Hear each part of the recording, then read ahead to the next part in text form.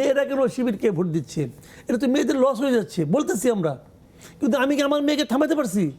তার মানে টেকনিক্যালি আমি ফেল করছি। বাস্তবতাকে আগে মেনে নিতে হবে, মেনে নিয়ে তারপরে আপনি নতুন করে স্ট্র্যাটেজি করেন। কিন্তু আপনি কী কারণে হারছেন? যে পরীক্ষায় প্রশ্ন কঠিন হয়েছে, সিলেবাসে বাইরের থেকে প্রশ্ন হয়েছে। আরে সিলেবাসে বাইরের প্রশ্ন তো কেউ কেউ ফার্স্ট হয়েছে, কেউ কেউ তো হয়েছে, আমি হইতে পারি না, এটা আমার সমস্যা। এইটা যতক্ষণ মতো আপনি উপলব্ধি করতে না পারবেন, এরকম হয়ে গেল না যে ধরেন পরীক্ষায় ফার্স্ট হওয়ার জন্য কেউ নকল নিয়ে গিয়েছে, আপনি বললেন যে নকল করে তো হইলে কি হবে, নকল যদি ধরা না পড়ে তাহলে ওইটাই ঠিক আছে।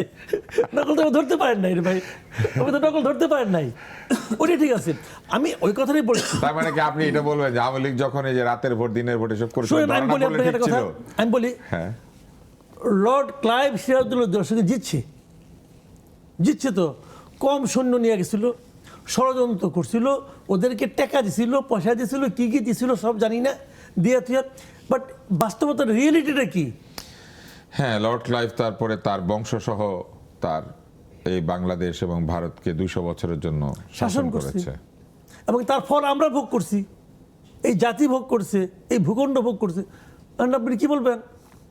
তার চেয়ে বরং সান্ত্বনা খুঁজেন যে লর্ড ক্লাইভ শাসন করার কারণে আমাদের কি কি লাভ হয়েছে।